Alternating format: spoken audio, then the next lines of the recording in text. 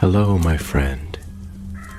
The world of magic, filled with legends and ancient tales, is opening its gates once again. Tonight, in the Gryffindor dormitory by the crackling fireplace, I will share another story with my friends. Join us, for the magic is about to come alive.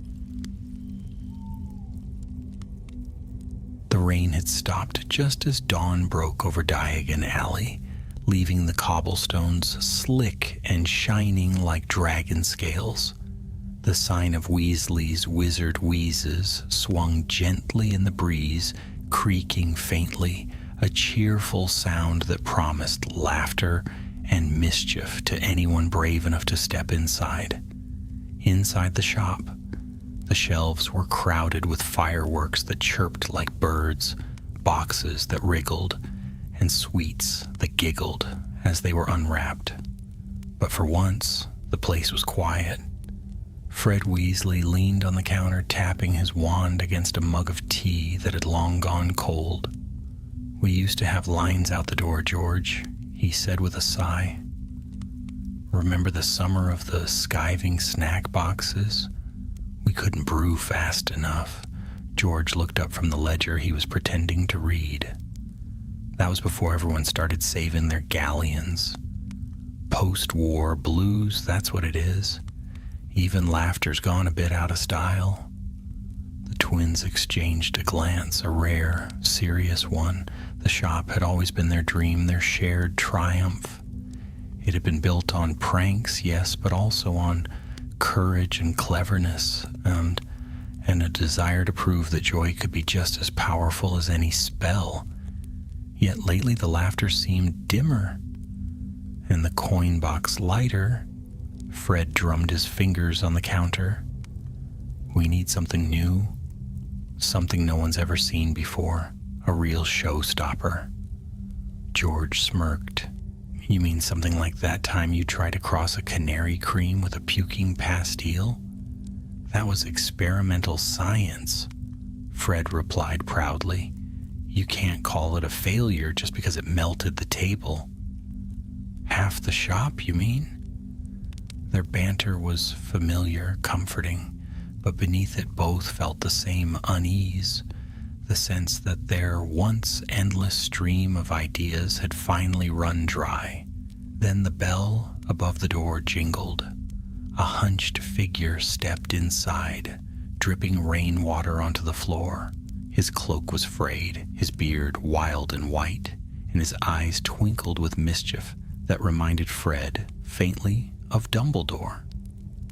He shuffled forward, clutching a bottle wrapped in seaweed green cloth. "Young Masters Weasley," the man rasped, his voice full of salt and smoke. "I hear you sell wonders here. But tell me, have you ever tasted luck itself?" Fred straightened, intrigued. "Luck? You mean Felix Felicis?" The old man chuckled. No, that's mere potion maker's play.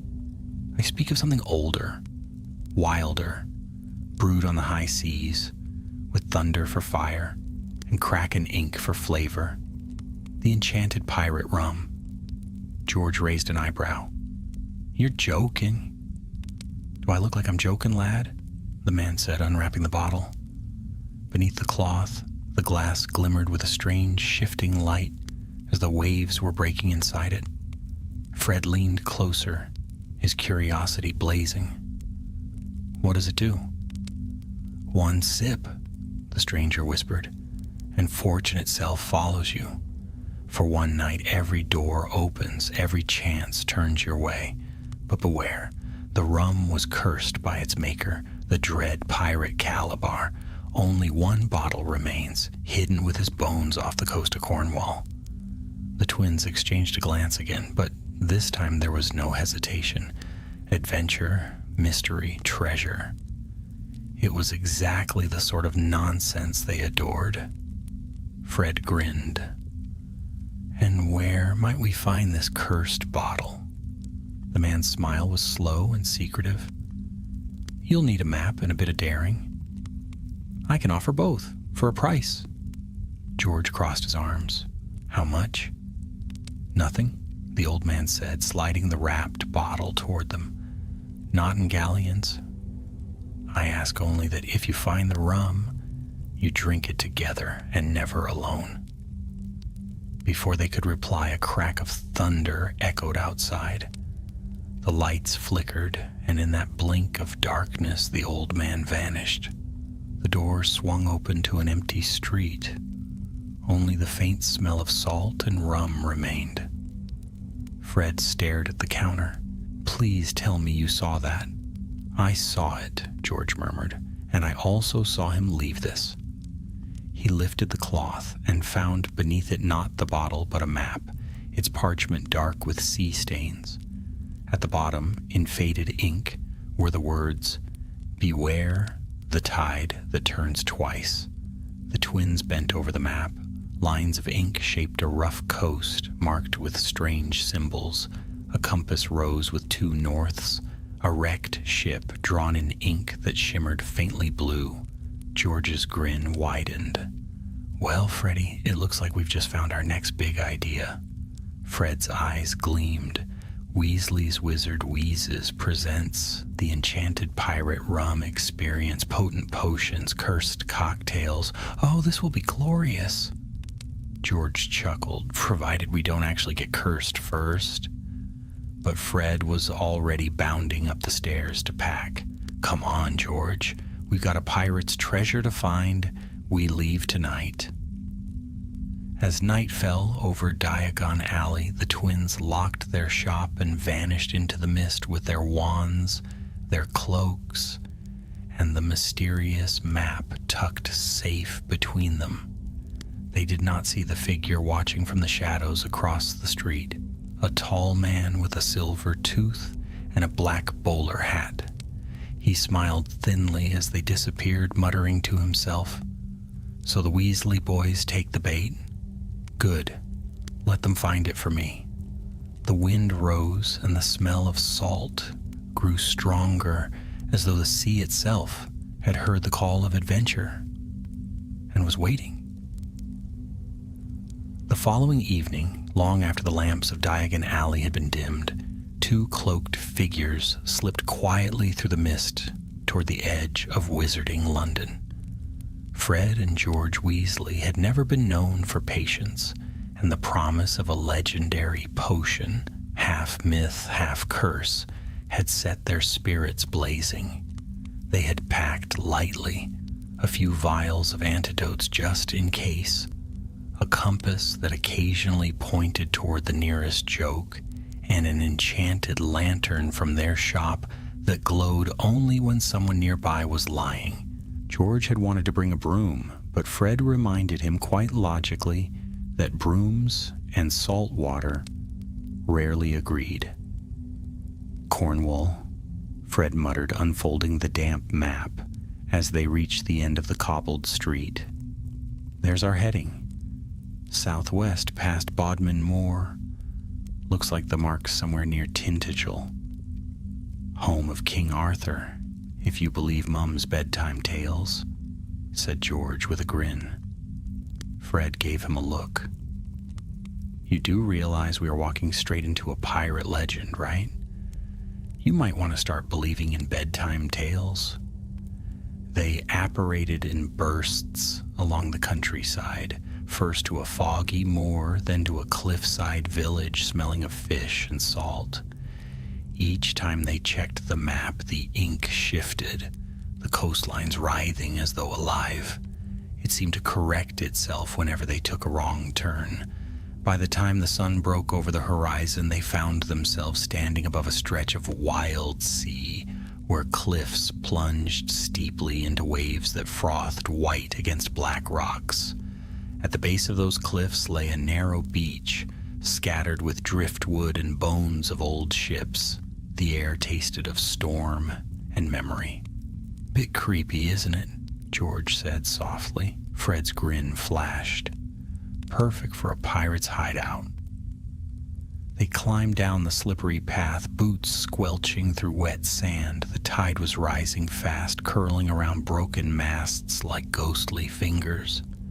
Then George noticed it, a faint shimmer near the water's edge like sunlight glancing off glass. He pointed. There. Half buried in the sand was a bottle sealed with wax, tangled in a net of seaweed. The wax bore a sigil, a serpent wrapped around an anchor. Fred knelt beside it. "Think this is it?" Before George could answer, the waves drew back with a hiss, and a voice rolled out over the shore, deep and echoing as thunder underwater. "Who dares disturb the resting place of Captain Calabar?" The twins froze. The air shimmered, and out of the mist rose a figure, tall, cloaked in tattered coats that flapped through there was no wind.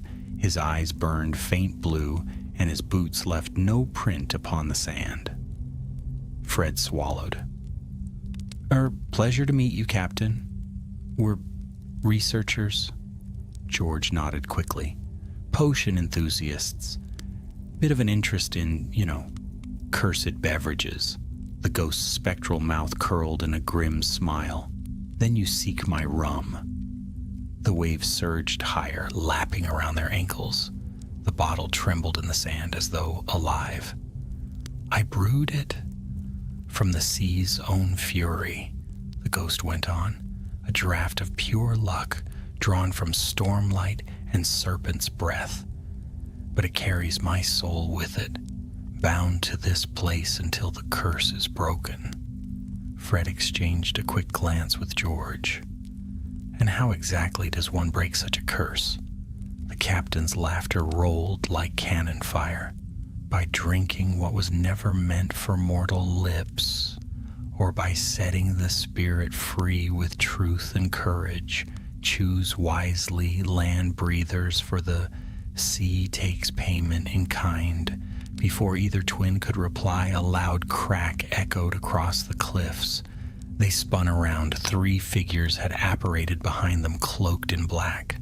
The leader stepped forward, tall and gaunt, his silver tooth gleaming.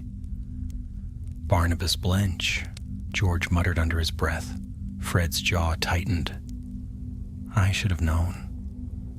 Blench was a notorious potion dealer who had tried to steal their ideas before. He gave a mocking bow. "Ah, the Weasley boys. Always in over your heads. I'll take that bottle if you don't mind." The twins raised their wands as one. "We do mind," Fred said sharply. A duel broke out instantly. Spells flashed across the sand, scattering salt and driftwood. Blench's men fired curses that cracked like lightning, but the twins moved as if one mind, their wand work sharp and fluid. Fred transfigured a broken plank into a snapping wooden serpent that lunged at one of the thieves, while George unleashed a series of fireworks that exploded in a dazzle of green and gold, blinding their foes. The ghostly captain watched, arms crossed, his expression unreadable. "Mortal fools," he murmured, "always fighting over what they do not understand." Then Blench fired a spell that struck the bottle. It shattered, but instead of spilling liquid, a torrent of glowing mist burst forth, swirling around them like a living storm, the air filled with the scent of rum and salt and lightning. Fred shouted, "Grab it, George!" They lunged together, trying to contain the shimmering vapor in a conjured flask. The mist coiled around them, whispering in strange voices, snatches of song, curses, laughter. Fred caught a glimpse of the ghost captain's face, stricken with something like longing. The mist surged again, forming the outline of a ship, its sails torn, its deck alight with spectral fire. For one breathless instant, the twins stood upon that phantom deck, wind roaring in their ears. They saw the crew, shadows, bound by silver chains, and the captain raising his hand in farewell. Then the vision shattered. The mist rushed back toward the sea, leaving the twins gasping on the sand. The bottle lay in fragments, empty. Blench and his men were gone. Swept away by the same tide that had taken the rum. George groaned. Brilliant. We come all this way for a bottle that explodes. Fred's eyes, however, were fixed on the sand. Not quite. He bent down, brushing aside the fragments. There, etched faintly in the glass, was a set of runes, directions maybe, or an incantation.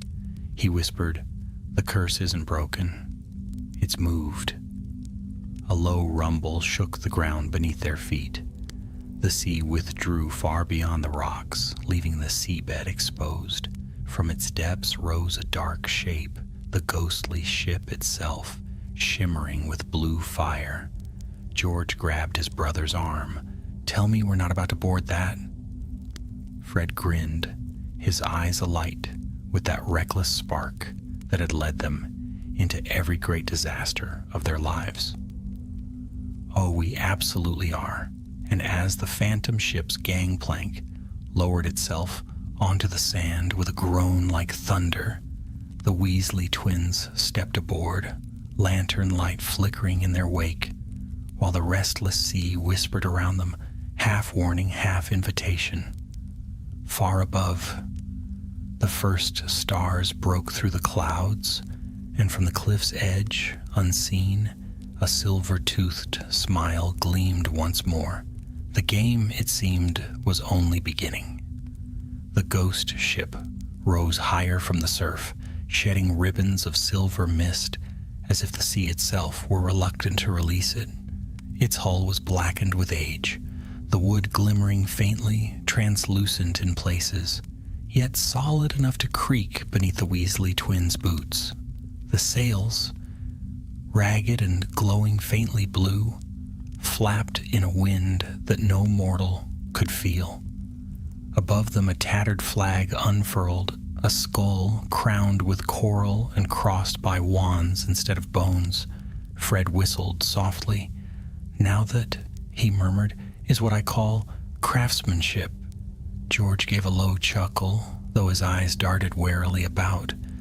"Craftsmanship that's been dead for 3 centuries, maybe." "Merlin's beard, Fred. This place gives me chills." "Then you'll be pleased to know we're surrounded by ghosts," came a deep voice from behind them. They turned. Captain Calabar stood at the helm, the faint light of the moon piercing through his spectral form. His long coat fluttered around him, revealing a belt of phantom cutlasses and bottles that shimmered faintly, as though half a memory away from reality. His eyes glowed with that same eerie sea blue fire. "You've stepped aboard the Morning Star," he said. "Once the terror of the Western Sea, now my prison. Few mortals have dared cross her decks and lived." Fred flashed him a grin. "Well, we've always had a knack for surviving the impossible." The captain gave a low laugh that rolled through the ship like thunder. I believe you might. Still, you've awakened something that cannot easily be laid to rest." He gestured toward the shattered bottle that had drawn them here. "The enchanted rum was bound to me, and now so are you." The twins exchanged a look. "Bound?" George repeated carefully. "As in, what, cursed?"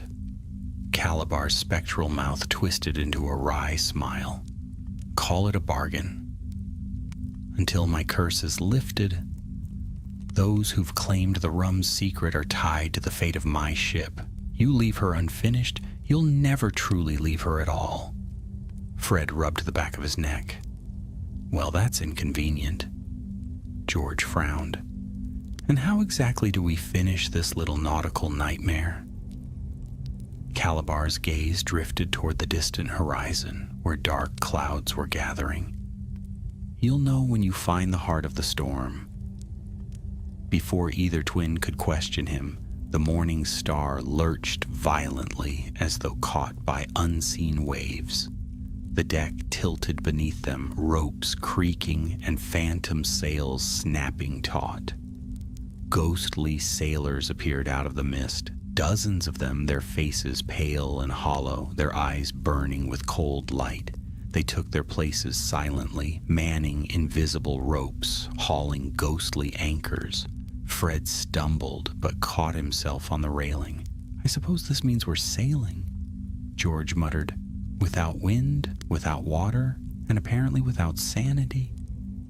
The ship surged forward, gliding over the dark waves like a dream. The sea ahead shimmered unnaturally, as though the water were made of glass. Beneath it, faint shapes moved, shadows of ships long sunk, and perhaps darker things besides. Hours, or perhaps moments, for time seemed uncertain aboard that cursed vessel, passed in silence. Then Calabar raised his arm. "Behold the grave of the tide." Before them lay an island, small, jagged, and half-shrouded in mist. Black cliffs rose from the sea, crowned by twisted trees that clung to the stone like claws. At its center stood the remains of a fortress, its towers broken and leaning, its gates half buried in sand. The morning star drew close, and a plank extended of its own accord, settling against the rocks. Calabar turned to them. "Within lies what you seek, the heart of fortune, the final remnant of the rum's magic, and the key to my release. But beware, the treasure tests those who desire it." Fred's grin was quick and fearless. "Testing's our specialty," George sighed, though a flicker of excitement betrayed him. "Every time you say that, something explodes." Together they stepped ashore. The sand beneath their boots was cold, and it shimmered faintly with the same silver hue as the ship's light. The fortress loomed ahead, whispering with the voices of the sea wind. As they entered through the broken archway, their wands lit the walls, revealing carvings of ships, serpents, and storms. "Look at this," George whispered, tracing a line of runes. "It's part of the same writing we saw on the bottle." Fred studied it. "Can you read it?" "Not entirely. Something about luck's cost and the tide that turns twice, whatever that means." They pressed deeper into the fortress. The halls smelled of salt and thyme.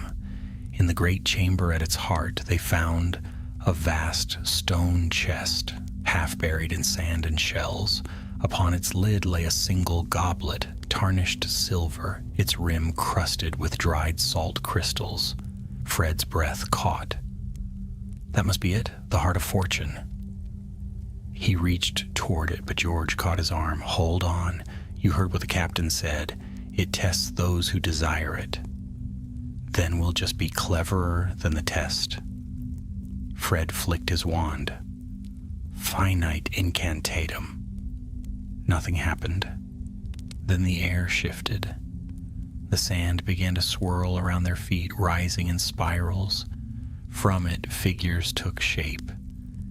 Mirror images of the twins, identical in every detail. They smiled, but their smiles were wrong, too sharp, too eager. "Well," George muttered, "this is new." The mirror Freds and George drew their wands, their eyes gleaming with pale blue light. "You want the treasure?" one of them said. "You want luck? You want glory? But can you tell which of you deserves it more?" Fred scowled. "We're not playing that game." "Oh, but you are," the doppelganger sneered. The chamber erupted into chaos. Sparks flew as twin fought twin, Fred dueling his own reflection while George parried spells that crackled like lightning. The illusions mimicked every move, every quip, every counterspell. It was like fighting shadows that knew their hearts too well. Then Fred had an idea. He called out, "George, switch!" Without hesitation, they swapped opponents, and the illusions faltered. The rhythm broke. Fred shouted a charm, "Rictus Sempra," and the false George burst into laughter, collapsing into sand. George followed with a blast of expulso, shattering the other. Silence fell. The goblet gleamed faintly on its pedestal. Fred approached it cautiously. "You think that was the test?" "Knowing us," George said. "Probably just the warm-up." He was right. The moment Fred's fingers brushed the goblet, the chamber trembled. The air filled with rushing sound, waves, wind, and laughter that wasn't their own. A vision surged before them. Calabar, at the height of his power, his ship cutting through storms, his crew roaring songs of triumph, then betrayal, the mutiny, the curse, the bottle sinking into the deep. And then silence. When the light faded, the goblet was full, brimming with liquid gold that shimmered like sunlight trapped in honey. The scent of rum and salt filled the air. Fred looked at George. One sip to end a curse, or one sip to claim luck for ourselves? George's expression softened. "You already know what we're going to do." Together they lifted the goblet. "To freedom," Fred said quietly. "To doing the right thing for once," George added with a grin. They poured the golden rum onto the sand. It hissed like fire meeting water, then vanished. A roar echoed through the chamber, the sound of chains breaking, of waves collapsing. The fortress began to crumble. Outside, the ghost ship let out a long, low cry that seemed half sorrow, half joy. As they ran toward the shore, the morning star shone brighter and brighter until it dissolved into a storm of light, scattering across the sea. On the wind came Calabar's voice, faint but clear. "Well done, twins of flame, you have freed me and yourselves." When the light faded, the island was empty. No ship, no rum. Only two brothers standing in the dawn, their laughter carried by the tide. But when they later returned to their shop in Diagon Alley, they found something new on the counter, a small sealed bottle. The label read simply, "For inventors who never run out of ideas." Fred picked it up, eyes gleaming. "Looks like we didn't come back empty-handed after all." And George, smiling that familiar, mischievous smile, replied, "The best kind of treasure, ours to use and never to sell." Outside, Diagon Alley stirred awake, and Weasley's wizard wheezes once again gleamed brighter than the rest. The legend of the enchanted pirate rum would live on, but the twins, wiser now, would never tell how it truly ended. Weeks passed since the Weasley twins returned from Cornwall, yet the memory of the ghost ship and its captain lingered like salt in the air. At night, Fred sometimes woke to the sound of waves crashing against invisible shores, while George swore he could still hear the creak of phantom ropes in the rafters of their flat above the shop. But there was no time for brooding. Weasley's wizard wheezes was alive again, brimming with laughter, sparks, and the steady jingle of galleons. The strange little bottle that had appeared upon their counter proved a marvel beyond anything they had imagined. When opened, it released not liquid, but inspiration itself, swirling wisps of golden smoke that filled their minds with ideas for new inventions faster than quills could jot them down. They worked day and night, fueled by that shimmering magic. The result was a flood of brilliant creations, the luckless lottery that guaranteed a win in losing, bottled daydreams that played one's fantasies aloud, and even a new range of sweets that changed your accent every time you spoke. The shop had never been livelier. "Business is booming again," George said one morning, leaning on the counter as a crowd of students from Hogwarts swarmed the aisles. "We're practically legends now." Fred grinned, tying up a parcel of joke wands. "Oh, we've always been legends. Now we're just famous ones." They laughed, the sound bright and familiar. Yet beneath their cheer there was a quiet unease, something neither wanted to admit. The golden bottle still sat upon their workbench, unopened since its first wondrous display, and though it looked harmless, both brothers could feel the thrum of enchantment inside it, a whispering hum that never ceased. Late one evening, long after the customers had gone and the lights of Diagon Alley had dimmed, Fred found George still at the bench, staring at the bottle. The lantern's light made his face seem older somehow, thoughtful. "Still awake?" Fred asked. George nodded slowly. "You ever wonder, Fred, if we didn't end that curse after all?" Fred frowned. "What do you mean?" "That captain, Calabar. He said the rum carried his soul, didn't he? We poured it out, freed him, sure, but what if part of that magic found a new home? In this." He tapped the bottle gently. Fred studied the shimmering glass. The faint golden light pulsed once as if in response. "You think it's dangerous?" "I don't know. But every time we use it, the ideas get stranger, wilder, like it's thinking with us." Fred laughed softly, though uneasily. "Well, if it is haunted, at least it's got good taste." They decided to seal the bottle away for the night. Fred tucked it into a small chest, locking it with 3 charms and a length of enchanted chain. But as the twins turned to leave, the lantern flickered, and for a heartbeat, they both saw it. A faint shadow in the glass, shaped like a face, smiling back at them. The next morning dawned bright and ordinary, and with it came their old friend, Lee Jordan, carrying a grin wide enough to outshine the sun. "Fred, George," he called as he burst into the shop, "I heard you two went treasure hunting without me. Ghost ships, pirate curses. How could you not invite your favorite partner in chaos?" Fred clapped him on the shoulder. "Lee, my lad, you'd have hated the smell. Rotten seaweed and despair." George chuckled. "But you can make it up to us? We've got an idea for a traveling show.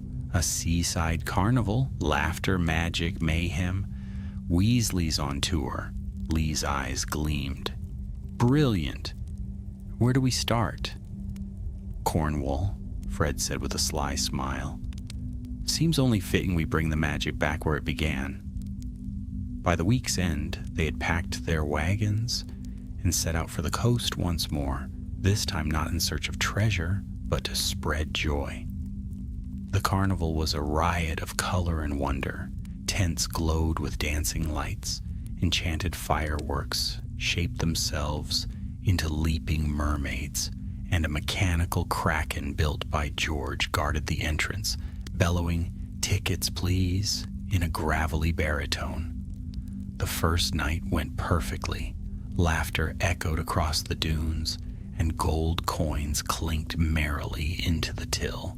But as the last fireworks faded, the sea beyond the cliffs began to stir. The waves rolled higher, darker, their rhythm strange and uneven. Fred, standing by the tent's edge, frowned. "You feel that?" George joined him, the wind tugging at his cloak. "Aye." The tides turned early. Behind them, Lee was busy charming a floating lantern. "You two worry too much.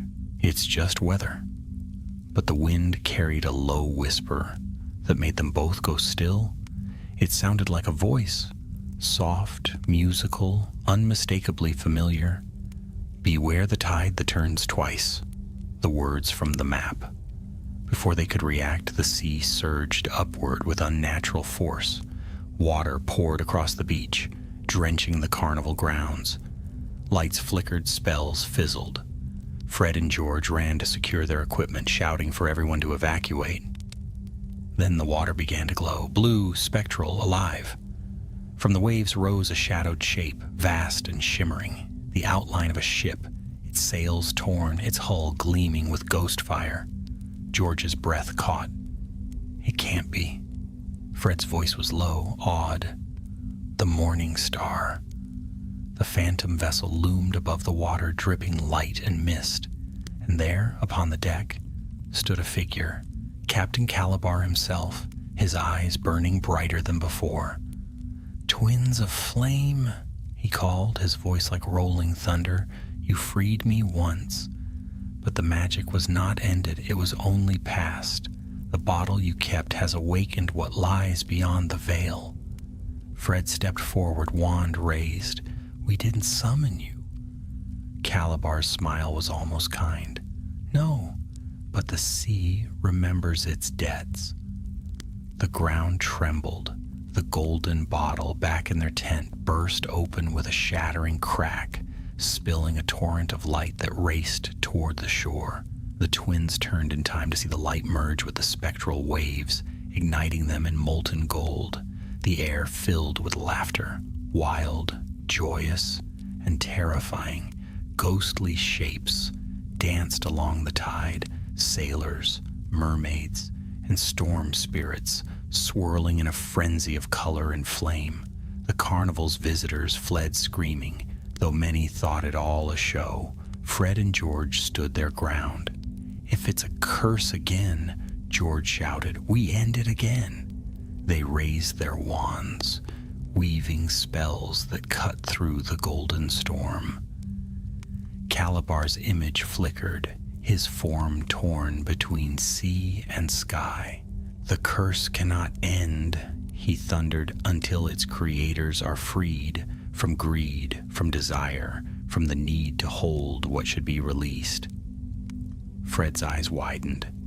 "He's talking about us, about the bottle." Together the twins turned their wands toward the sea, channeling every spark of will they had.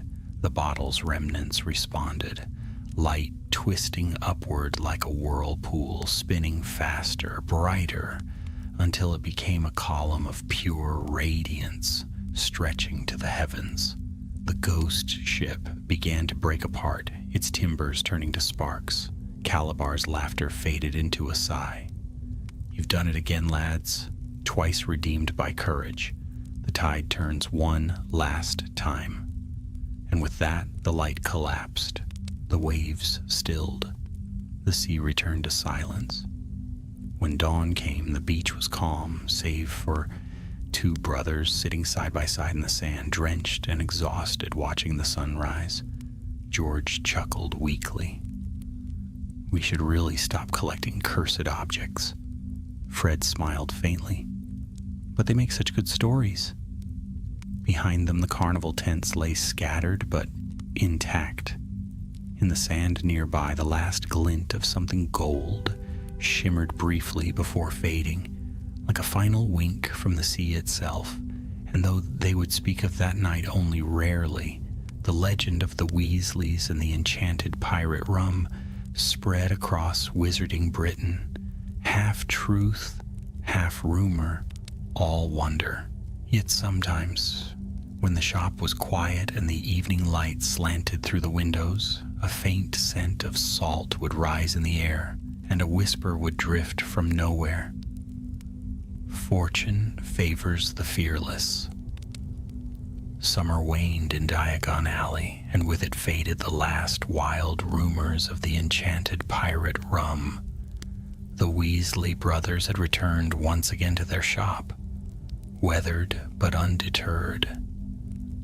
The air of mystery around them thicker than ever. Their carnival had been a sensation despite the chaos. People spoke of the night the sea came to dance, and though most believed it a clever illusion, there were always a few who whispered otherwise. The twins took it all in stride. Weasley's wizard wheezes thrived. The shelves gleamed with new inventions, the windows were draped in banners, and the laughter of customers filled the rooms from dawn till dusk. But deep in the cellar, behind a wall charmed to look like plain stone, lay something they did not show to anyone. It was not the bottle. They had thought it gone. Yet 2 days after the storm at the carnival, they had returned home to find a new object waiting upon their workbench. A single compass, old and sea-worn, its needle spinning endlessly. Around its rim were faint runes, the same curling script that had marked Calabar's map. Fred had lifted it carefully. "Looks like a souvenir." George frowned. "Or a reminder." For a time they left it untouched. But the compass did not remain silent. Sometimes when the shop was quiet and the candles low, it would tremble faintly, its needle jerking toward unseen directions. On stormy nights, it glowed dimly, pulsing with a light like moonlit waves. By the third week, they could no longer ignore it. "Do you suppose it's calling us somewhere?" Fred asked one evening as they closed up shop. George sighed, rubbing his temples. "Every time we answer one of these things, something explodes or gets cursed or both." "Exactly. So what are we waiting for?" George looked at him, a reluctant smile tugging at his lips. "You're impossible." "Hopelessly," Fred said cheerfully. "Now fetch your cloak." The compass led them out of London that very night. Its needle glowed steadily south, pulling them through winding roads and moonlit fields until the faint scent of brine reached their nostrils. By dawn, they stood once more at the Cornish cliffs. But this time something was different. The sea was calm, unnaturally calm, as though holding its breath. Mist rolled thick and silent over the water, and the air hummed faintly like a wand drawn half from its sheath. The compass spun wildly, then fixed itself toward the horizon. "There's nothing there," George murmured. Fred squinted. "Not nothing." "Look just beyond the fog." Through the mist, faint and wavering, a shape was forming, a tall ship, white as bone and gleaming like a pearl. Unlike the ghostly morning star, this vessel seemed whole, almost living. Its sails shone in the morning light, and from its prow spilled a soft, golden radiance. "The Fortune's Wake," said a voice behind them. The twins whirled. Standing on the cliff path was a woman cloaked in sea green, her hair silver as foam. Her eyes shimmered with that same oceanic hue that had burned in Calabar's ghostly gaze. Fred instinctively reached for his wand. "Who are you?" She smiled faintly. "The sea keeps many secrets, Mr. Weasley. I am one of them. My name is Mara Tidewell, once first mate to Captain Calabar, and now keeper of what remains of his legacy." George narrowed his eyes. "The legacy being what exactly?" "The Fortune's Wake," she said simply. "The last ship he built before the curse took him. It sails only when the sea calls it. You freed the captain, but his magic still lingers, searching for a home, and it has chosen you." Fred blinked. "We already did the whole cursed treasure thing, thank you very much. We've retired from sea hauntings." Mara's smile deepened, though it was tinged with sorrow. "The sea does not care for retirements. It has debts yet unpaid." Before they could reply, the compass in Fred's hand grew warm. The needle spun once more, then pointed directly at the glowing ship. Without thinking, Fred stepped forward.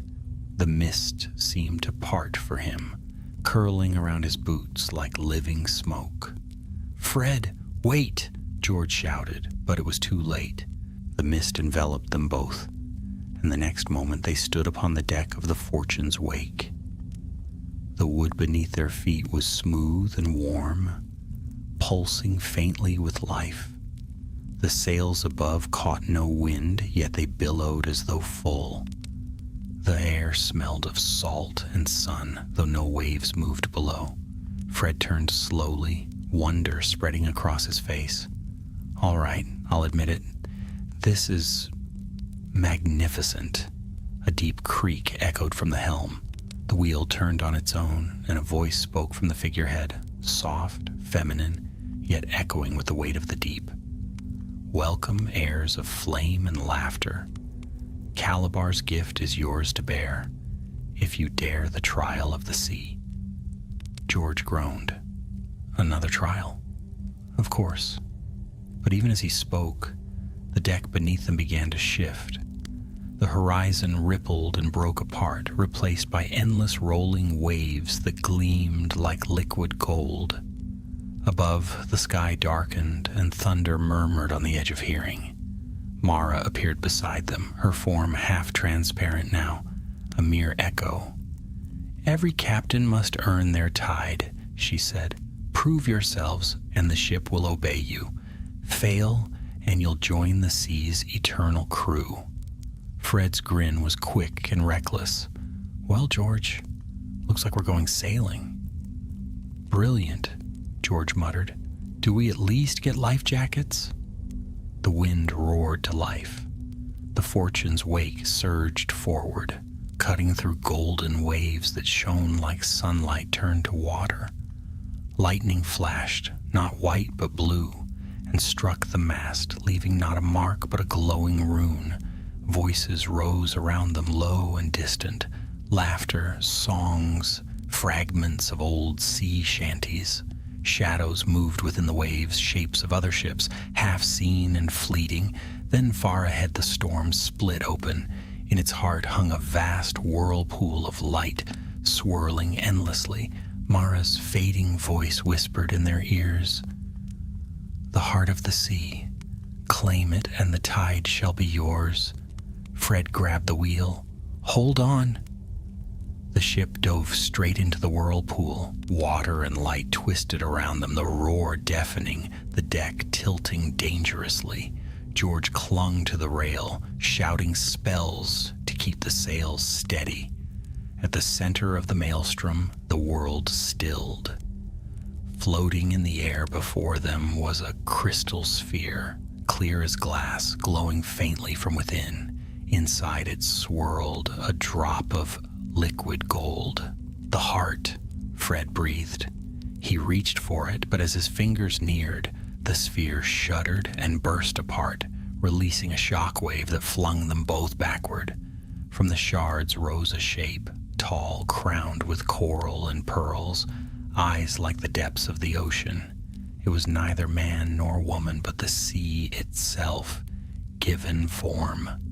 "Who takes the heart from my keeping?" The being thundered. Fred staggered to his feet. "Fred Weasley, professional fool." George joined him, panting. "And his brother, George, equally foolish." The sea being's eyes softened with amusement.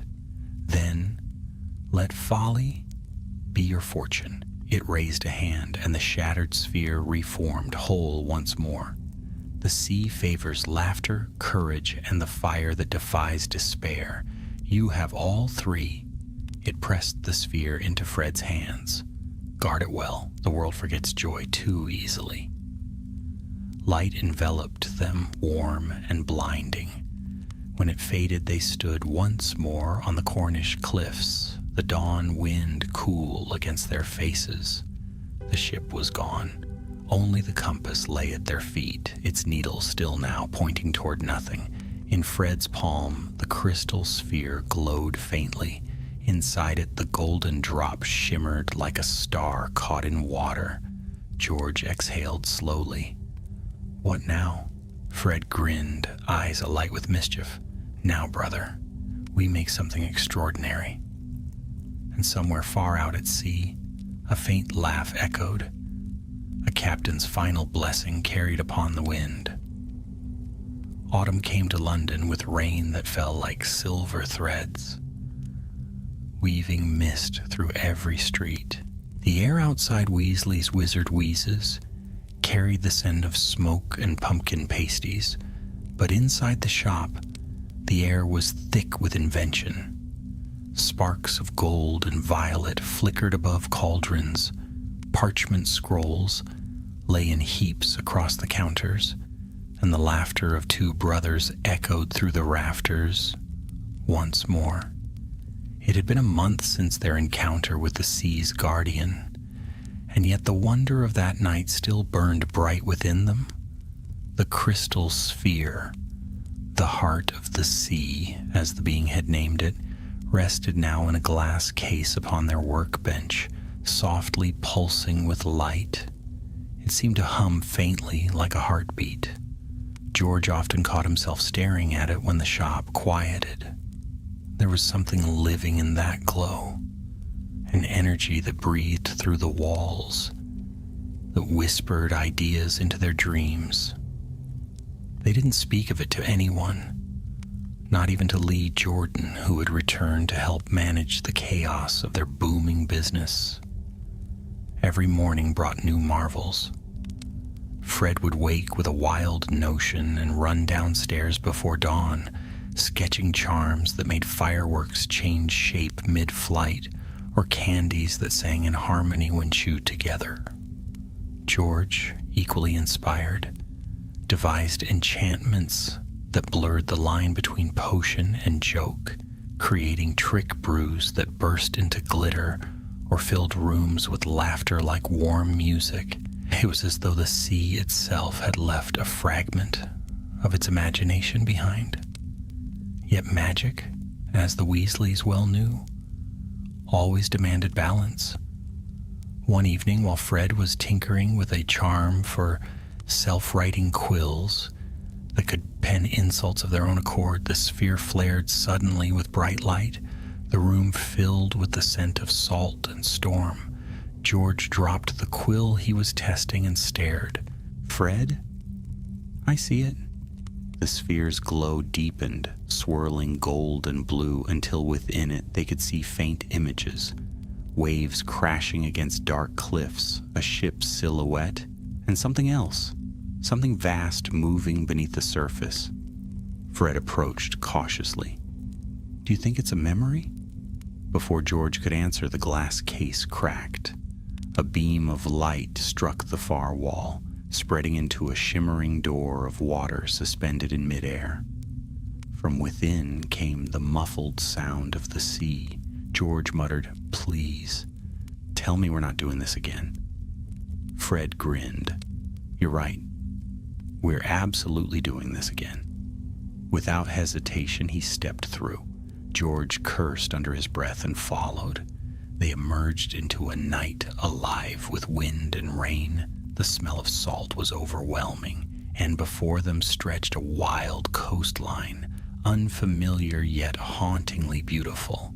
The sea roared with fury, waves colliding against rocks like living beasts. In the distance, lightning flashed, illuminating the shadow of a tower rising from a cliff's edge, a single crooked spire lit by a pale, ghostly flame. "Well," Fred said, brushing water from his hair, "either we're dreaming or we've invented interdimensional travel." George glanced back at the door, but it was gone. Fantastic. Trapped again. They made their way toward the tower, their wands casting light through the rain. The ground trembled with each crash of the surf, and the path wound steeply upward through gnarled stone. When they reached the door, it swung open before they could knock. Inside, the air was dry and cold. Lanterns flickered along the walls, and the scent of seaweed mingled with old parchment. In the center of the chamber stood a figure in a long black cloak, their face hidden beneath a hood. "I've been expecting you," the stranger said, voice low and calm. Fred shot George a look. "That's never a good sign." The figure lifted their head. Beneath the hood was a woman, her features sharp and elegant, her eyes the color of storm clouds. "I am Era Voss, keeper of the bound tides. The sea does not summon mortals without cause." George raised an eyebrow. "We didn't exactly ask to be summoned." "No," she replied, her gaze resting on Fred, "but you carry its heart. And now the balance is shifting." She gestured, and the walls shimmered like water. The twins saw visions ripple across them, ships sinking into storms, whirlpools swallowing islands, and strange creatures rising from the deep. When Calabar's curse was broken, the sea's power scattered, Era continued. Fragments of it remain bound to you, and others are awakening, drawn to what you possess. Fred frowned. You're saying something's coming for us?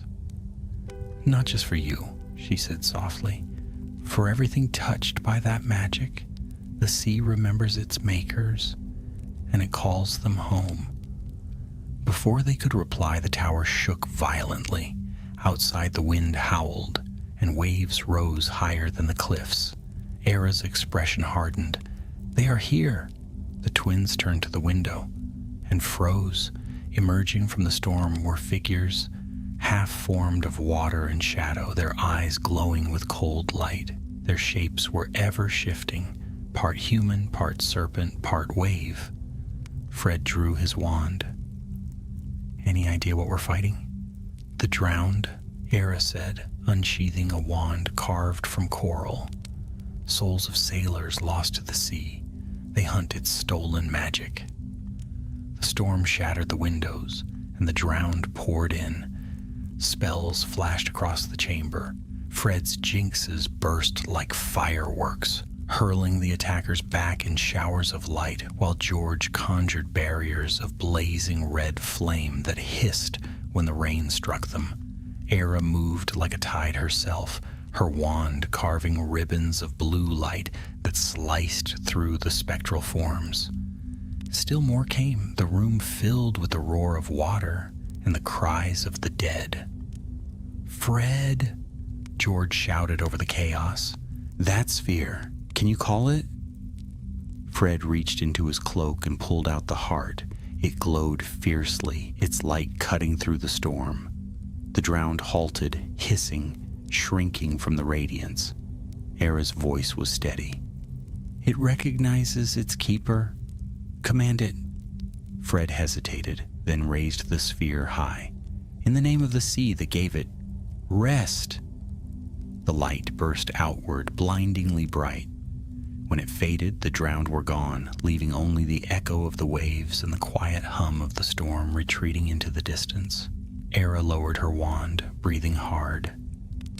The sea obeys you, at least for now. George looked around at the wrecked tower. Lovely. We're heroes again. Do we ever get a holiday? Era smiled faintly. Not while the tides still turn. You must guard the heart until the sea claims it back. And it will. Fred slipped the sphere into his pocket, where it pulsed gently, almost reassuringly. Then we'd better be ready. Outside, dawn broke through the clouds, casting gold upon the sea.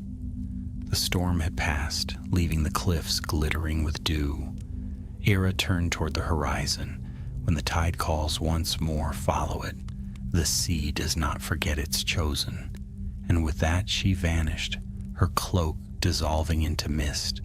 The Weasley twins stood in silence for a long moment, listening to the gulls cry above the cliffs. Finally, George exhaled. I miss the days when our biggest problem was a fanged frisbee eating someone's hair. Fred grinned, his eyes on the horizon.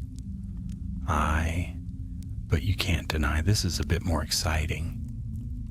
They found their way back through the fading mist, and when they stepped once more into their shop cellar, dripping with seawater, the crystal sphere gleamed softly, as though it had never left. But now, beneath its glow, they could hear it faintly whispering, like the echo of waves against an unseen shore. Winter crept upon Diagon Alley with slow and silent grace. Snow gathered along the crooked roofs, muffling the usual sounds of laughter and chatter. Within Weasley's wizard wheezes, warmth and magic danced together. Firelight flickered off rows of colorful bottles, while enchanted ornaments floated gently among the rafters, singing faint carols in off-key harmony. Fred and George had long since grown used to strange happenings, but since their return from the Tower of Era Voss, An unfamiliar tension haunted the air. The heart of the sea rested once again within its glass case, its light dimmer than before, pulsing as though it were breathing slowly, in sleep. Though neither brother spoke of it openly, they both felt the pull. A soft, constant tug at the edge of their minds, as though the ocean itself were calling to them in dreams. At first, they ignored it. There were customers to serve, holidays to prepare for, and pranks to invent. The world, after all, didn't stop for magic. But the more they tried to bury themselves in work, the stronger the whisper became. It began one night when the fire burned low and snow hissed against the window panes.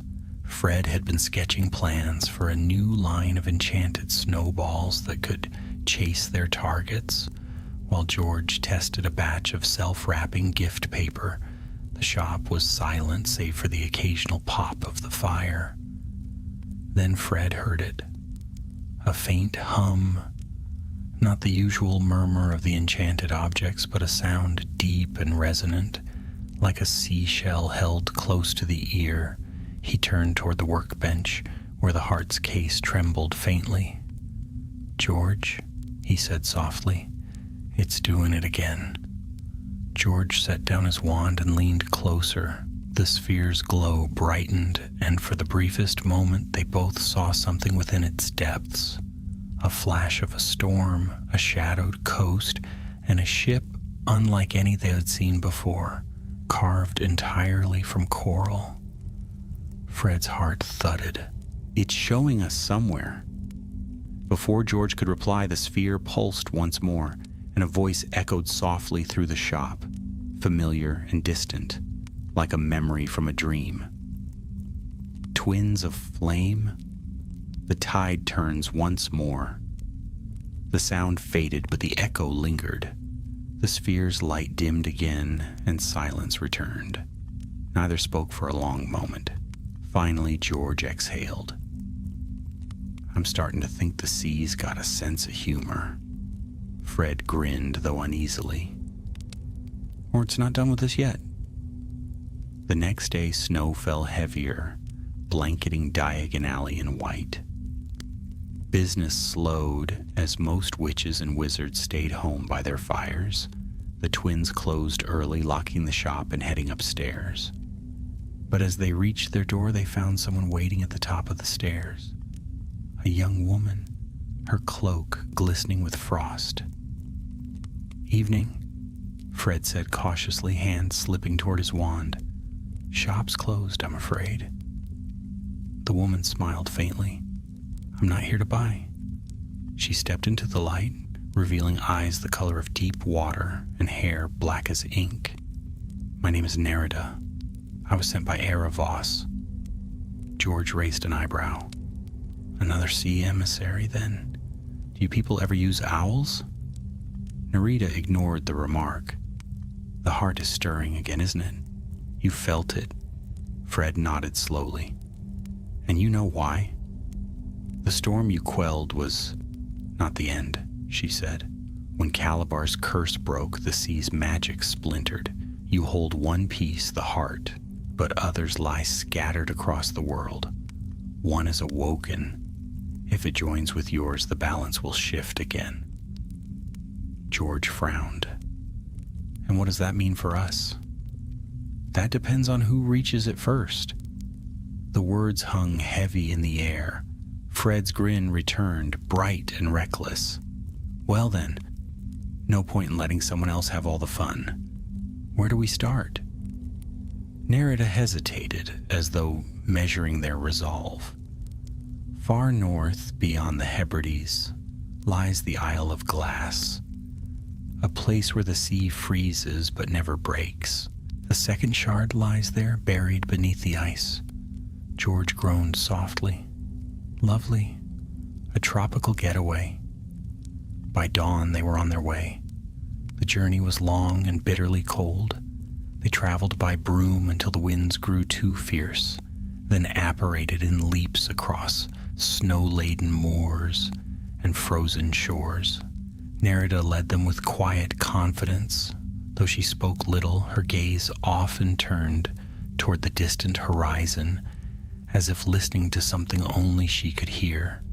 When at last they reached the Isle of Glass, the sun hung pale and distant, casting silver light across an endless expanse of ice.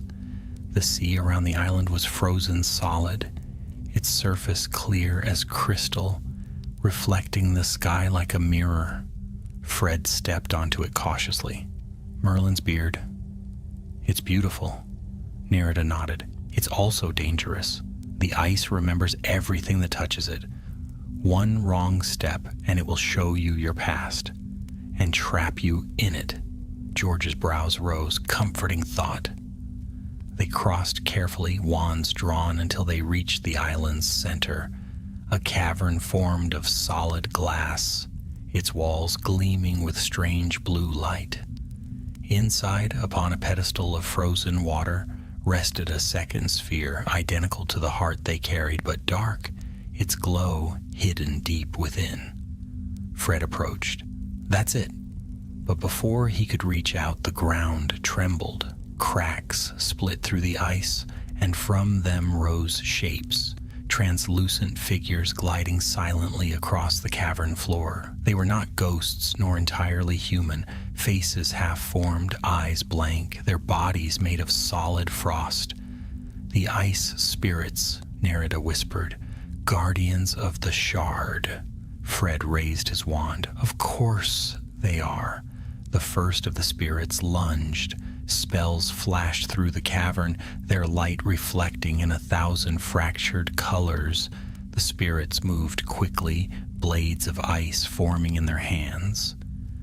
But the twins fought back in perfect rhythm, Fred casting dazzling fire charms, while George's defensive shields blazed crimson and gold. Nerida joined them, her magic smooth and flowing like water, weaving around their attacks. Still, the ice pressed closer. Frost climbed the walls, the air thickening with cold. Fred shouted, "We can't destroy them. We have to unite the shards," Nerida cried. George fumbled for the heart, pulling it from his cloak. Its golden light flared the moment it neared the dark sphere on the pedestal. The spirits froze mid-attack. Fred seized the moment, slamming his wand down between them. Now! The two spheres collided. A blinding surge of light filled the cavern. The sound was like thunder underwater, and the ice shattered outward in a wave of gold and blue. When the brilliance faded, the guardians were gone. Only a single, larger sphere remained on the pedestal, glowing fiercely with both colors intertwined.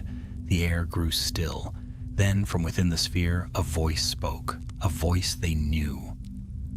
Twins of flame. You bind the seas once more, but beware, the third tide rises. Fred and George exchanged a long look. George sighed. I don't suppose that means we're finished. Fred's grin returned, bright even in the pale northern light. Not a chance. Sounds like another adventure. Nerida's gaze lingered on the newly forged heart, its light reflecting in her eyes. The sea tests you because you are worthy, she said softly. But the final tide will not be so kind. Outside, the frozen sea cracked and groaned, as though something vast moved beneath. The sky darkened. Far on the horizon, lightning danced across the clouds, silent, distant, waiting. Fred tucked the united heart into his cloak. Let it come, he murmured. The Weasleys are ready. And as they made their way back across the ice, the first flakes of a new storm began to fall, whispering of the tide yet to turn. The storm from the north followed them home. It began as a whisper, an unseen heaviness in the air. As the Weasley brothers, with Nerida at their side, returned to Diagon Alley, clouds clung low over London, and the snow that had once been soft and bright now fell thick and gray, muffling the world beneath its weight. Even the windows of Weasley's wizard wheezes seemed dimmer, the usual laughter subdued, the colors less vivid. They brought the fused heart of the sea down to the cellar, where they placed it upon a pedestal of iron and wrapped it in protective charms. The sphere glowed faintly, the golden and blue lights within it swirling like a restless tide. It hummed, with a deeper note now, one that made the air tremble ever so slightly. Fred leaned on the railing watching it. "It's stronger than before," he murmured. "Feels alive." Nerita nodded gravely. "It is alive. You've joined two fragments of the sea's soul. The magic of the ocean itself moves through that heart now." George frowned, rubbing the back of his neck. "So we're walking around with a piece of the ocean's temper in our cellar. Brilliant. What could possibly go wrong?" Fred chuckled. "When has that ever stopped us?" But even his laughter couldn't dispel the unease curling in the air. The heart's glow seemed to pulse in time, with something distant, something deep, the rhythm of waves that none of them could hear yet somehow felt in their bones. That night, the dreams began again. Fred dreamed of standing upon a cliff, the sea below stretching out into eternity. The waves whispered his name, urging him forward. He saw faces beneath the surface, familiar ones, strange ones, countless eyes gazing up from the depths.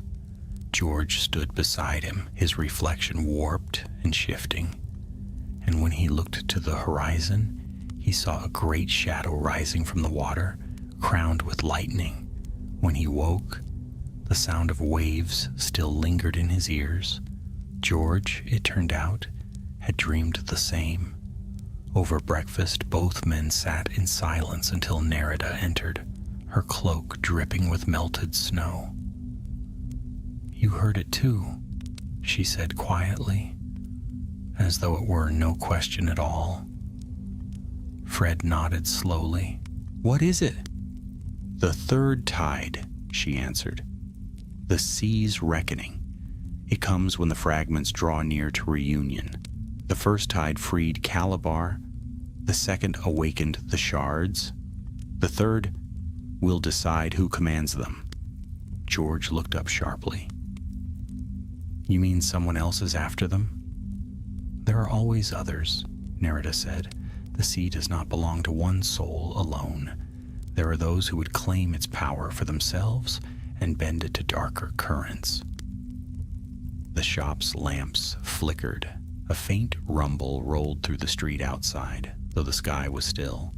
Fred rose, his jaw set. "Then we find them before they find us."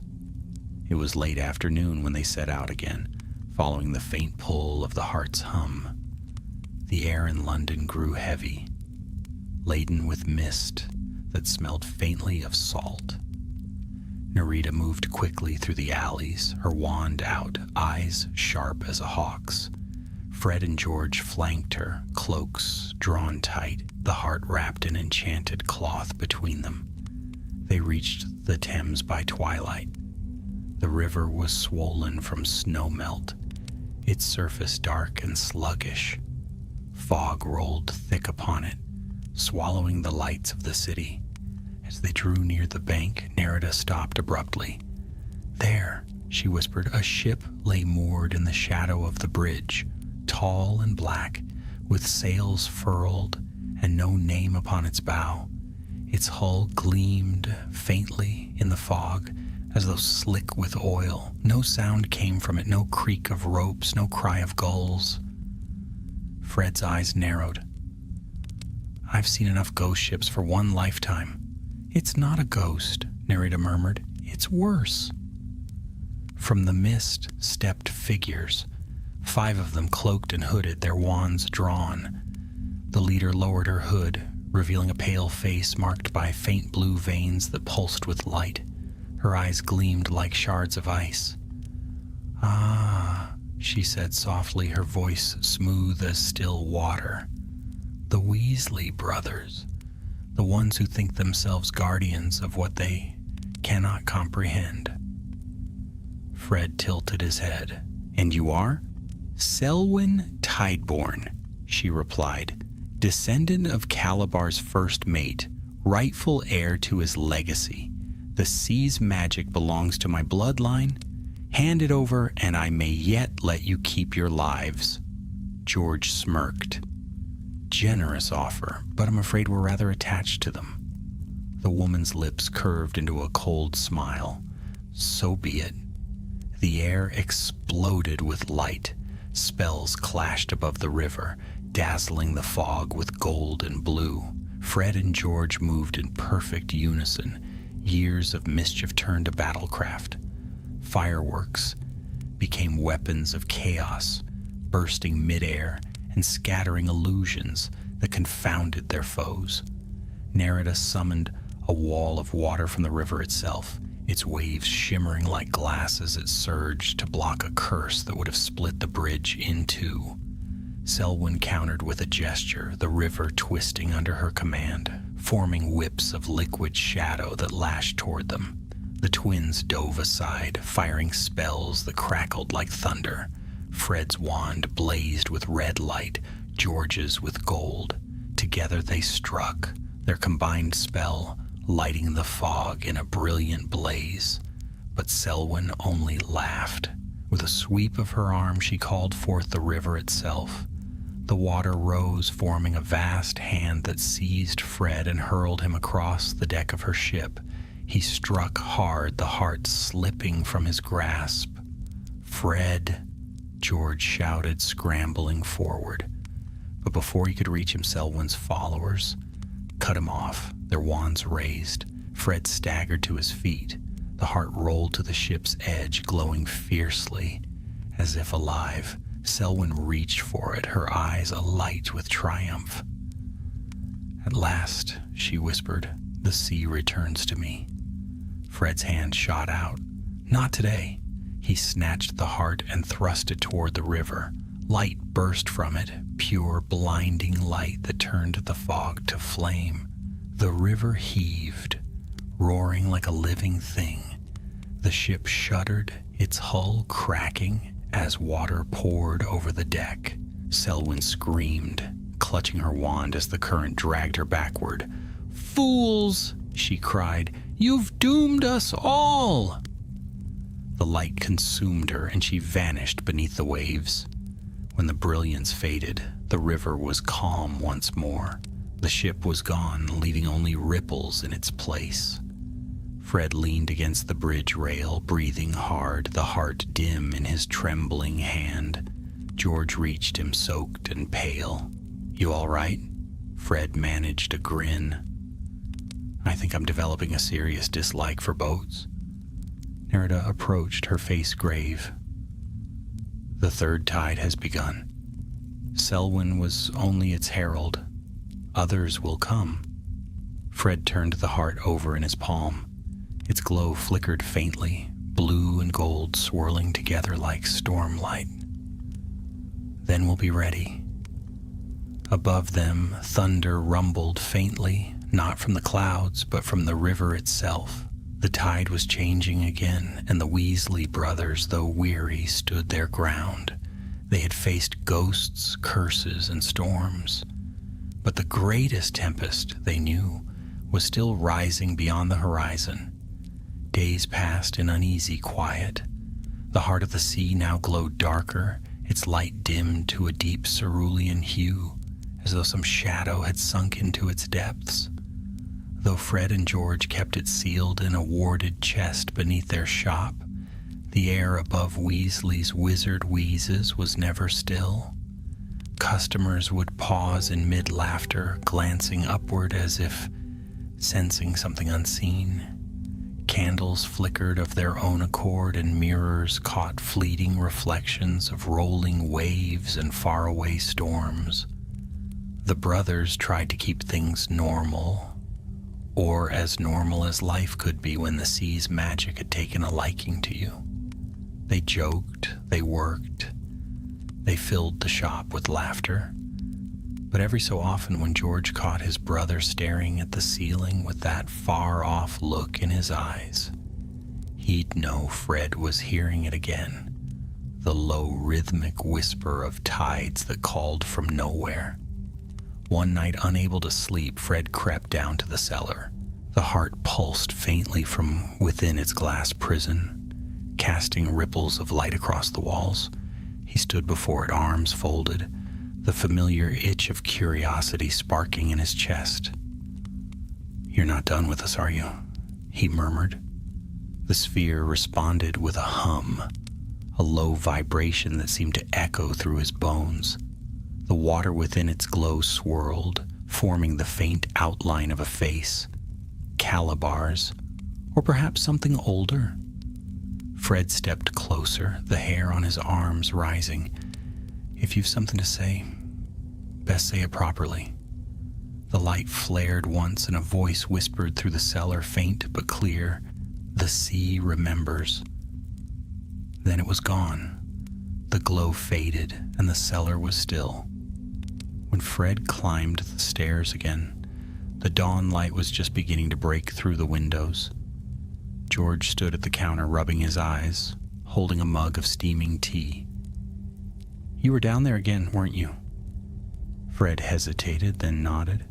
It spoke. George set the mug down slowly. "And?" It said, "The sea remembers." The silence between them was long and heavy.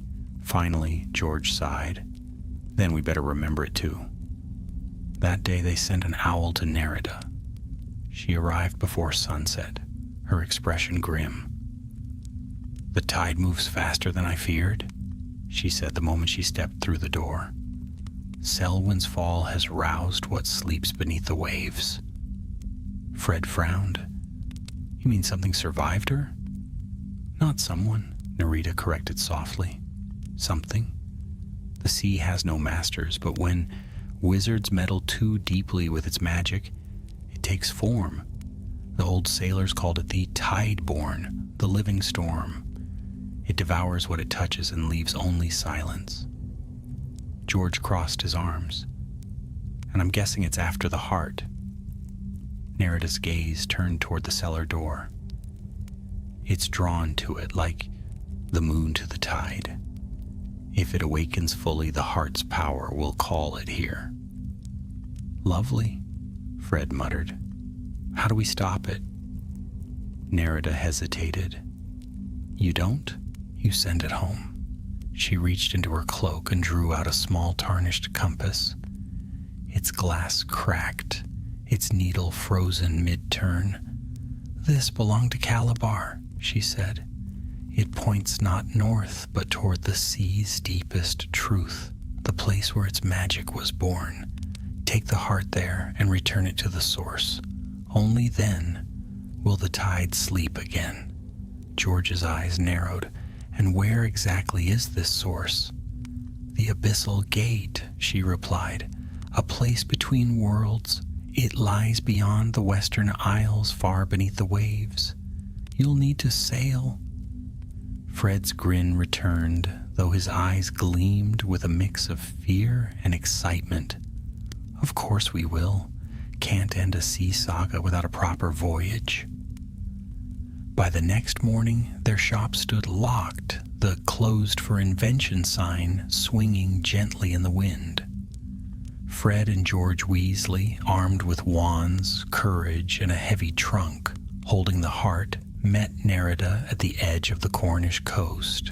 A ship awaited them, a slender vessel carved from blackened oak, its hull inscribed with runes that shimmered faintly blue. Nerida touched its side with her wand, and the wood rippled like water. "The Fortune's Wake sails again," she said quietly. George blinked. "You mean that Fortune's Wake?" Nerida nodded. "It was never truly gone. The sea keeps what it loves." They boarded, and the ship set off without sails or wind, gliding silently through the waves.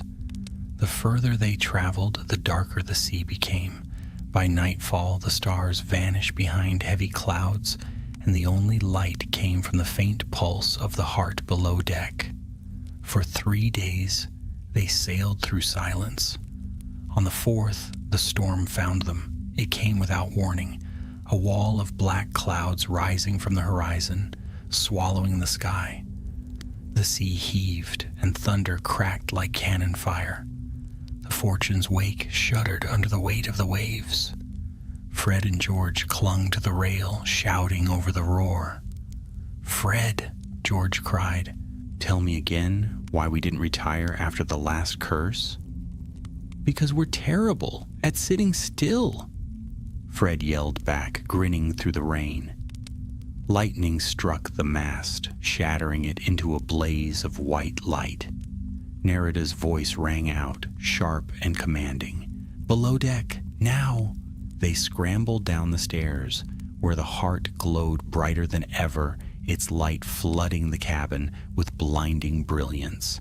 The air felt alive, vibrating with power. The compass on the table spun wildly, its needle trembling toward the west. "The gate is near," Nerida gasped. "Hold it steady." Fred gripped the chest as the ship tilted sharply. Water crashed through the hull, drenching them all. Outside, a sound rose above the storm, a deep, inhuman moan that made the wood shudder. George froze. What in Merlin's name was that? Nerida's face had gone pale. The Tideborn. The ship lurched violently. Through the flooding doorway they saw it rise, a colossal shape formed of water and darkness, its eyes burning with pale blue fire. It towered above the waves, its body shifting between storm and sea, between shadow and substance. Fred's voice was barely a whisper. "How do we fight that?" "We don't," Nerida said. "We give it what it seeks." The Heart pulsed in Fred's arms, light blazing like a small sun. He looked to George, and though neither spoke, understanding passed between them. "Together," George said, "always." They raised their wands as one, channeling every ounce of courage, every spark of defiance they'd ever possessed. Light erupted from the Heart, bursting through the ceiling of the ship, cutting through the storm. The Tideborn reared back, its voice a howl that shook the heavens. "Return," Nerida commanded, her voice merging with the roar of the waves. "Return to the deep." The Heart's light expanded, swallowing sea and sky alike. For one breathless instant, the world was nothing but blinding white and the echo of the sea's eternal song. Then all was still. When the brothers awoke, the storm had passed. The sea lay calm beneath a sky painted in dawn's colors. The Fortune's wake drifted upon glassy waters, its sails whole again, as though the tempest had been only a dream. Fred sat up slowly. "We're alive," George groaned. "And soaked." Nerida stood at the bow, the morning light shining through her hair. "The Heart is gone," she said softly. "Returned to its home." Fred looked out over the endless sea. For the first time it was silent, truly silent. "Do you hear that?" he asked. George listened. "Nothing." Fred smiled faintly. "Peace. Feels strange, doesn't it?" "Strange," George agreed, "but good." And as the ship turned toward home, the sea shimmered behind them, calm and endless, as though all its storms had finally gone to rest. The journey home from the western sea took many days. The Fortune's wake glided over waters calmer than glass, carrying the three travelers across a world that seemed to hold its breath. The storm that had once raged behind them was gone, swept away into memory. Only the vast hush of the ocean remained, so still it was as if the sea itself were sleeping. Fred stood at the bow, his hair whipping in the cold wind, gazing into the horizon where sky and water met in endless blue. The salt air was sharp and clean. Every so often he thought he could still see faint glimmers beneath the surface, ripples of golden light where the heart of the sea had vanished. "Do you ever think it's really over?" George's voice came softly behind him. Fred didn't turn at once. "No, not for us." George joined him at the railing, the faintest of smiles tugging at his lips. "You'd be disappointed if it were." "Maybe," Fred admitted. "But maybe that's the point. We're Weasleys. We don't stop when the story ends. We keep inventing new ones." Behind them, Nerida stood silent at the helm. Her eyes were fixed on the horizon, though her mind seemed far away. Since the storm had passed, she'd spoken little, her usual calm shadowed by thought. The sea had returned its quiet, yet she seemed to sense what the brothers could not. That quiet, in the language of the deep, was seldom peace. It was waiting. They docked at Cornwall on a misty morning. The cliffs loomed gray and vast, the gulls circling lazily above. As their boots touched solid ground again, George exhaled a long breath. "Merlin's socks," he muttered. "I've never been so glad to stand on dirt." Fred laughed, clapping him on the shoulder. "You were magnificent out there, Captain Courage." George smirked. "And you were your usual reckless self. Wouldn't have it any other way." They walked together up the rocky path, leaving the ship rocking gently behind them. When they reached the cliff's edge, they turned one last time. The Fortune's wake shimmered faintly, then before their eyes began to fade, its form dissolving into mist until only the waves remained. Nerida's voice was quiet. "The sea takes back what is hers." Fred looked at her, a question in his eyes. "And what about you?" "I'll remain for a time," she said. "There are ripples still to mend. The sea's magic cannot vanish, it only changes hands." The brothers exchanged a glance. George said, "You mean it'll find us again?" Nerida smiled faintly, though her eyes betrayed something like sadness. "In some form, perhaps. You've carried its heart. It will never forget you." With that, she turned toward the path leading inland. They walked together in silence until the road split. Nerida paused. "My place lies elsewhere," she said. "You should return to your world of laughter and light. It needs you." Fred hesitated, then extended his hand. "And if we ever hear the sea calling again," she clasped his hand firmly, "then answer. The world always needs fools, brave enough to chase storms." And with that, she was gone, her cloak vanishing into the mist. The brothers made their way back to Diagon Alley by nightfall. London was blanketed in snow, and the lamps burned softly through the flurries. When they pushed open the doors of Weasley's Wizard Wheezes, the shop greeted them like an old friend. Warm, bright, chaotic. The familiar sense of fireworks, sugar, and mischief filled the air. Fred breathed deeply. Home. George grinned. "And it hasn't exploded while we were away. I call that a success." They spent the next week reopening the shop, repairing what had been neglected, and introducing a few of the wilder ideas that had come to them during their voyage. Bubble fire breezers, potions that released harmless bursts of flame when one sneezed, singing snow globes that replayed sea shanties, and their newest creation, a sweet they called Captain's Courage, which made the eater's voice boom like a sailor's for an hour. It was as though their adventure had spilled into their inventions, the shop alive with echoes of the sea. But sometimes late at night, Fred would glance toward the window and swear he heard waves in the distance, though there were no oceans near. And when George checked the enchanted clock they kept in the back room, the one that measured mischief rather than time, he saw that the arrow labeled adventure had begun to twitch again. One evening near the end of December, the fire burned low and snow dusted the windows in quiet patterns. The brothers sat at the counter with mugs of cocoa, watching the flames dance. George said softly, "Do you miss it? The sea?" Fred leaned back in his chair, staring into the fire. "Sometimes.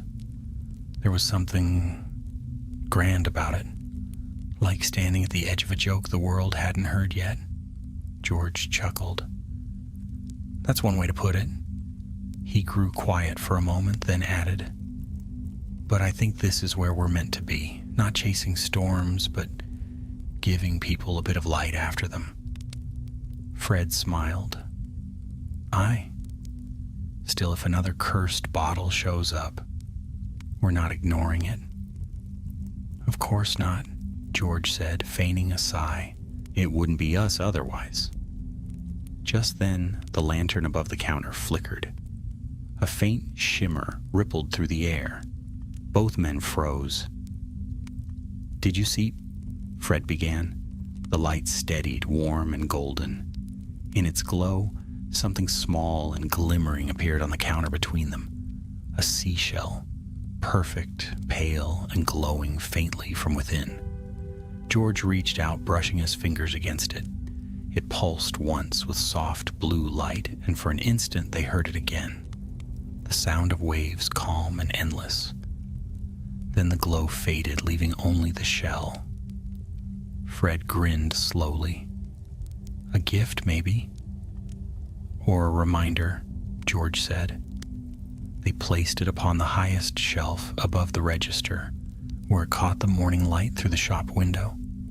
And there it stayed, glowing faintly each time a customer laughed or a child's eyes widened in wonder. The sea's magic, it seemed, had chosen its home well. As the new year dawned, Weasley's wizard wheezes shone brighter than ever. Its windows spilled golden light into the alley, and laughter echoed long into the night.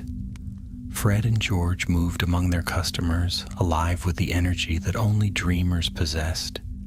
Men who had faced storms and found joy waiting on the other side. Yet sometimes, when the wind blew through Diagon Alley just so, it carried a faint scent of salt and rain.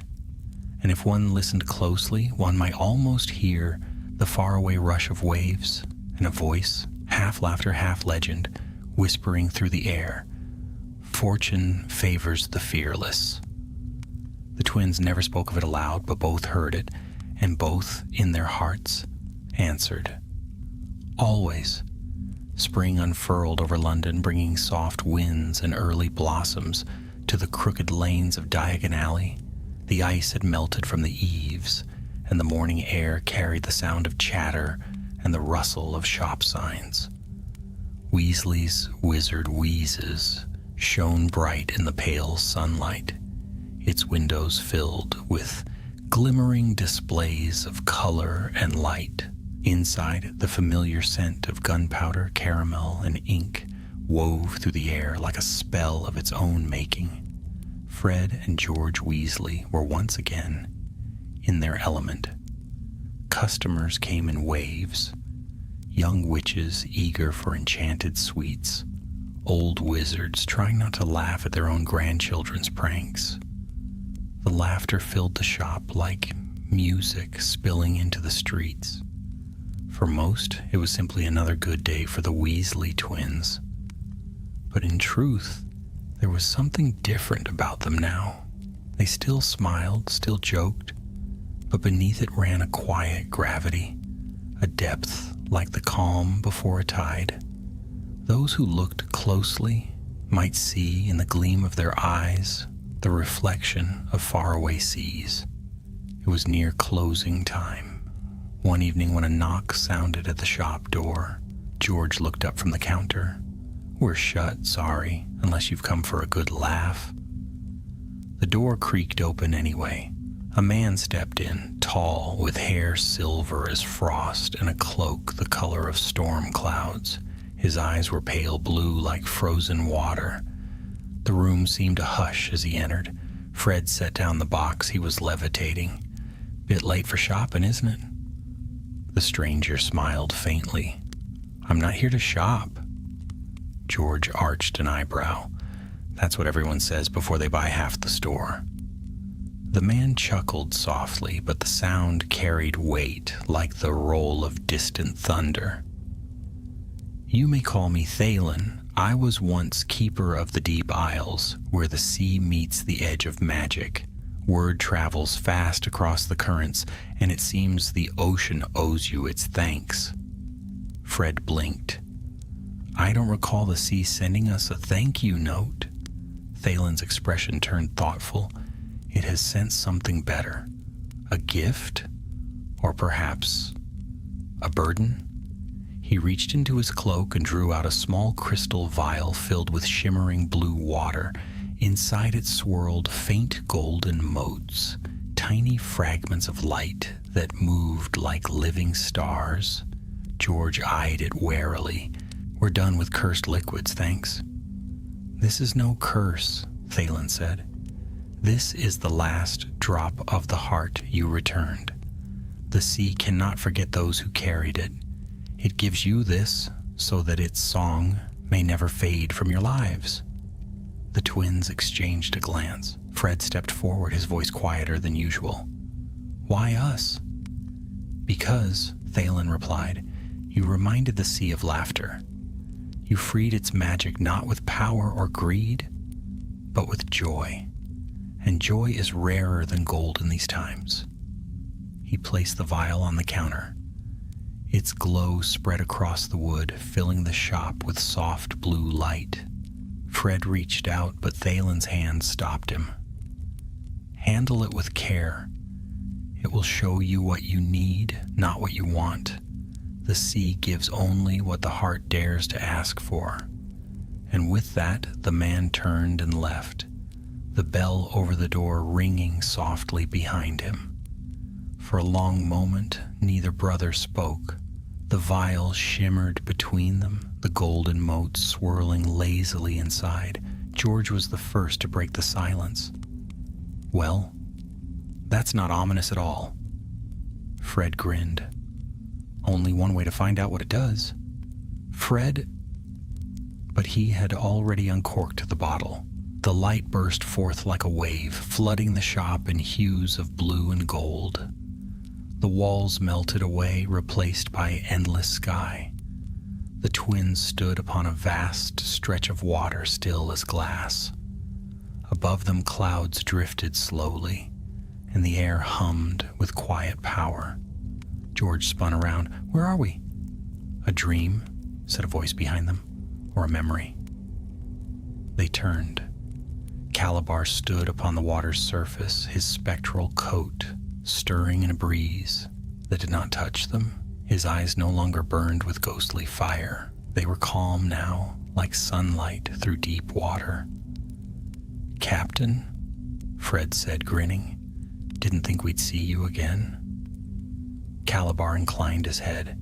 You did what I could not. You freed the tides from their chains. But magic never ends. It only changes hands. The sea remembers those who serve it with courage. He gestured toward the horizon. There, rising from the still water, they saw a vision of the world. Oceans and continents, shimmering faintly in light. Threads of magic ran through them like rivers of gold, pulsing softly. The sea and the earth, Calabar said, are bound by laughter and sorrow alike. You have seen both. Guard them well.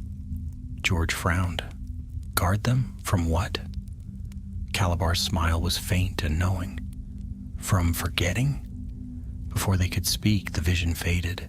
The sound of the waves deepened, growing distant until the shop returned around them. The vial lay on the counter once more, empty now, its light gone. Fred exhaled. That was something. George rubbed his eyes. A dream, maybe. Or one of your brilliant mistakes. Fred chuckled. If it was, it's my best one yet. They placed the empty vial beside the seashell on the high shelf, where both glimmered faintly in the candlelight. Weeks passed and spring turned to summer. The world outside brightened, the days lengthened, and the shop thrived more than ever. Children came in droves, their laughter ringing like bells. The twins worked side by side just as they always had, weaving magic and mischief into every corner of their little kingdom. Yet sometimes, when the sun dipped low and the evening light turned gold, they would both pause, listening. Somewhere beyond the bustle of the alley, they could hear it faintly, the sound of the sea, distant but steady, whispering against unseen shores. It no longer called them to adventure, it simply sang, and they, for their part, had learned to listen, not with fear or longing, but with understanding. The sea had its tempests, its ghosts, its endless depths. But so too did life, and laughter was its brightest magic. They had seen what lay beyond storms and curses, and they knew now that every tale worth telling ended not in sorrow, but in wonder. One evening, Fred stood at the window watching lanterns flicker to life along the street. George came up beside him, drying his hands on a rag. "Thinking?" George asked. Fred smiled. "Just remembering." George nodded. "Me too." Outside, a gust of wind swept through Diagon Alley, carrying with it the scent of salt and rain. The seashell on the shelf shimmered once as though answering. Fred glanced toward it, a quiet gleam in his eyes. "You think we'll ever see it again? The sea?" George chuckled softly. "With our luck?